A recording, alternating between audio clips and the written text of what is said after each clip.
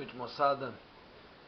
Vamos retomar as nossas atividades e estou tentando fazer uma experiência aqui que o Cleiton sugeriu de gravar as aulas e postar no YouTube. Então nós vamos fazer uma experiência aqui para depois a gente ver como é que isso fica, certo? E um assunto que a gente vai discutir agora é essa questão da relação entre a economia e o direito. Vocês sabem que a economia é o que propulsiona aí o país em todos os aspectos econômicos, e o direito é quem regulamenta as atividades. De que forma que essas duas ciências se interrelacionam, não é? Então, a gente vai dar uma olhada rápida como é que essas duas ciências se influenciam. E aí a gente busca ter qual seria o mercado ideal. E o mercado ideal seria aquele que houvesse a menor intervenção do Estado. Sempre que o Estado intervém demais, acontecem problemas. Então o melhor seria que houvesse, o Estado só deve interferir quando realmente houver algo que precise ser corrigido. Se o mercado ideal é aquele em que houvesse a menor intervenção do Estado, o que ia acontecer com a questão econômica? Livremente eles resolveriam a melhor maneira possível os problemas econômicos da sociedade. A própria sociedade, os próprios segmentos econômicos resolveriam. E eles resolveriam o que, como e para quem produzir, né? Isso seria o ideal, mas na verdade a gente nem sempre tem essa forma ideal. É por isso que a gente vive tendo muita intervenção do Estado. E realmente às vezes o Estado precisa intervir e faz a parte dele e intervém, não é? E de que forma que ele pode intervir? Quais são as imperfeições que nós podemos ter no mercado que obrigam o Estado a intervir? Quando existem essas imperfeições são classificadas como sendo externalidades, informação imperfeita e quando existe o poder de oligopólio e monopólio. E essa questão de monopólio e oligopólio, vocês já estudaram isso lá atrás, na formação básica de vocês, no ensino fundamental, no ensino médio, né? Mas vamos ver quais são essas imperfeições. Olha só, existem externalidades, o próprio nome já diz, não é? Externalidades, quando a produção ou o consumo de um bem qualquer acarreta efeitos positivos ou negativos sobre outros indivíduos ou empresas. Ou seja, para eu produzir algo ou quando eu consumo algo, um bem qualquer, isso está acarretando algum efeito positivo ou negativo sobre outros indivíduos ou empresas.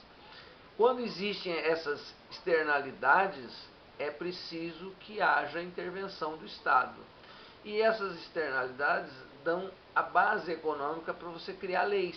Quais leis? Por exemplo, antipoluição, restrições quanto ao uso da terra. Nós sabemos que o solo é um bem natural e que tem restrições para o seu uso. A questão de poluição, nós tivemos no passado, quando nós tivemos o desenvolvimento industrial acelerado na época, na década de 30 e 40, e que não se preocupava com isso, né?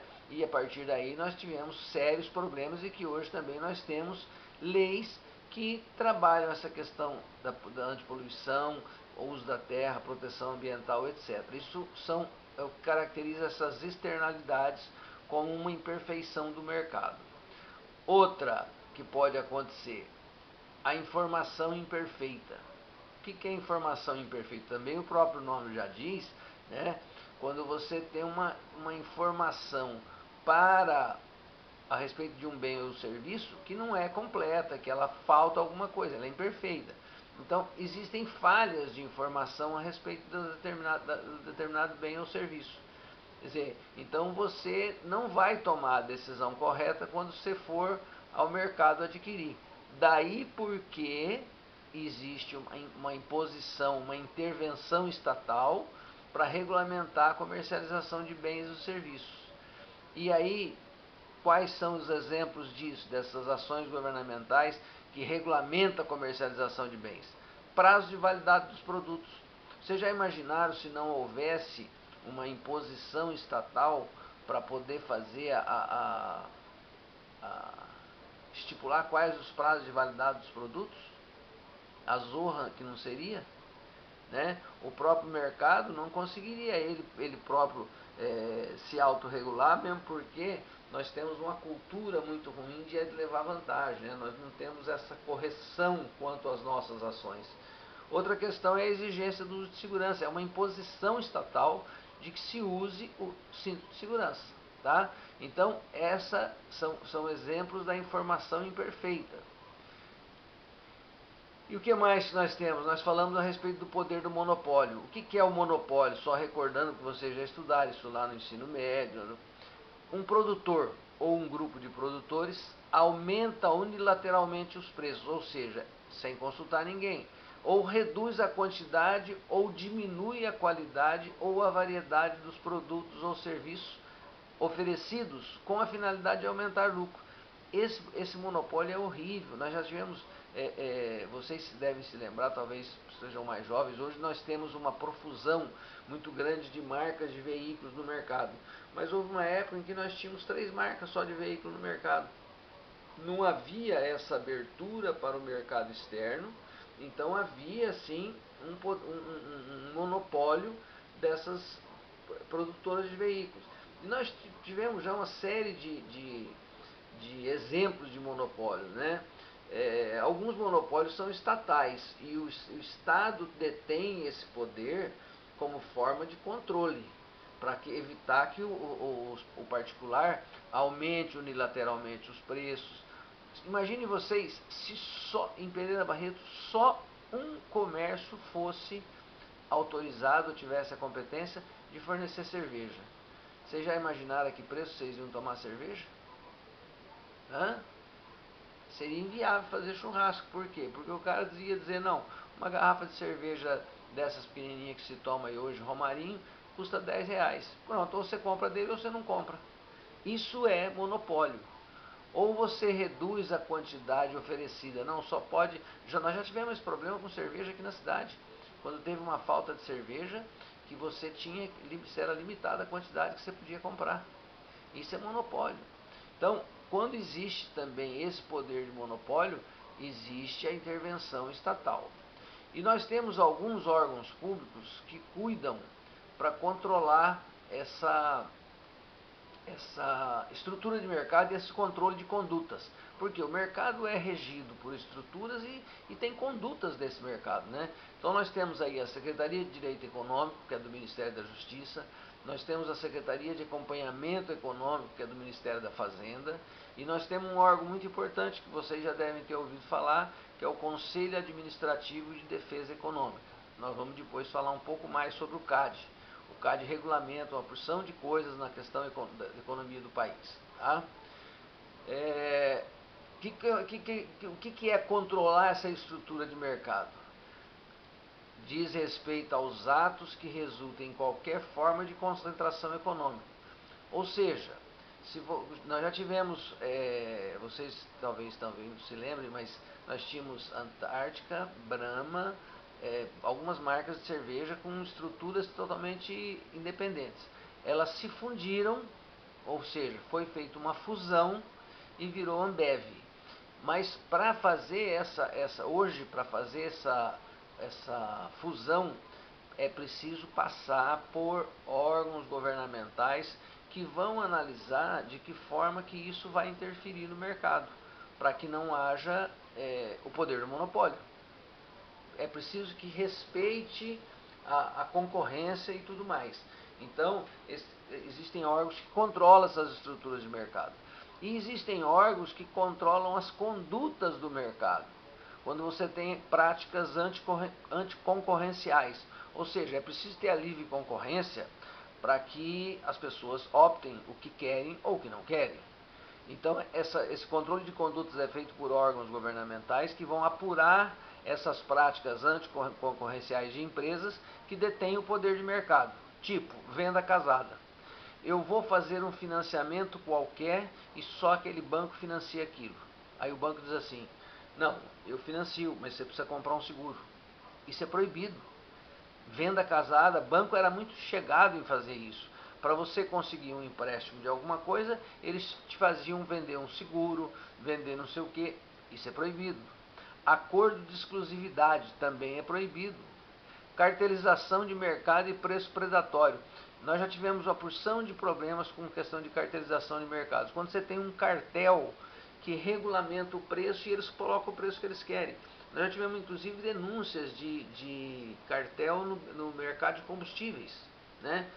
Não, todo mundo eles combinam e para vender o mesmo preço, com a diferençazinha lá de 1 centavo e tal. Isso é cartelização, é você formar um cartel de preços. E a lei proíbe isso também e fiscaliza isso também. Se houver denúncia, houver comprovação disso, é ferro também quem faz isso. Outra questão é a questão dos preços predatórios. O que significa isso? Eu tenho um poder de venda muito grande, eu sou uma empresa grande, aí tem uma empresa pequena que também vende os mesmos produtos que eu e que está começando a me incomodar. O que eu faço? Eu pego esse produto, que ele tem um preço de custo, vamos dizer, de 5, 10 reais e depois ele é vendido a 15. O preço de custo dele é 10 reais. Eu tenho um tremendo de um estoque disso daí, porque eu sou grande, eu boto tudo para vender no preço de custo, ou abaixo do preço de custo. É claro que o meu concorrente não vai ter condições de me acompanhar. Isso eu estou fazendo preço predatório, eu estou predando o mercado. E aí também eu posso ser punido por um órgão estatal por fazer ter essa conduta de ter preço predatório. Então todas essas práticas são práticas que evitam a concorrência. A concorrência precisa haver. Aí vai vender quem tiver melhor condição de preço, melhor condição de prazo, melhor qualidade, melhor atendimento. Tudo isso que vocês vão estudar ao longo do curso de vocês, que o que vende não é só a questão do preço. Existe uma série de fatores que promovem essa venda. Principalmente no mercado de hoje, você tem uma questão muito atual, que é a questão de marketing, você trabalhar bem o seu produto e tudo mais, né? Então todas essas práticas anticoncorrenciais são proibidas e existem órgãos para controlar essas condutas. Controlar a venda casada, acordo de exclusividade, cartelização de mercado e preço predatório, tá certo? E veja só, a ação governamental ela é importante por quê?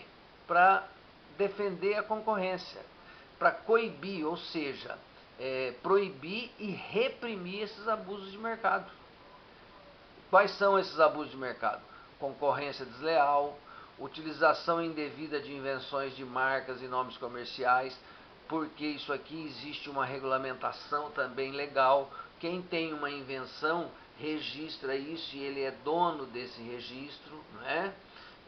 Nome comercial que seja registrado, que não seja nome comum, também você não pode usar depois indevidamente. Tudo, porque veja só, já houve casos em que tinha um nome comercial famoso e o cara bota no produto dele um nome muito parecido com aquele. O que ele está fazendo com isso? Ele está induzindo o consumidor a erro. Isso atitude que não pode ser permitido no contexto econômico e tem que ser coibido por quem? Pelo órgão estatal, que é quem regulamenta. Por isso é que eu falei para vocês que o direito influencia a economia e a economia influencia o direito. Tá? Então, essa questão da interferência aqui, de que forma que eles se influenciam, porque a gente teria sempre um mercado ideal quando você não tivesse que ter a intervenção estatal. Mas isso, naturalmente, é uma utopia a gente achar que nós não vamos ter essa intervenção, mas o Estado tem que intervir de forma a coibir esses abusos e permitir que a gente tenha um mercado quanto mais limpo, melhor. Beleza? Se restou alguma dúvida, qualquer coisa, vocês entrem em contato. Falou? Um abraço.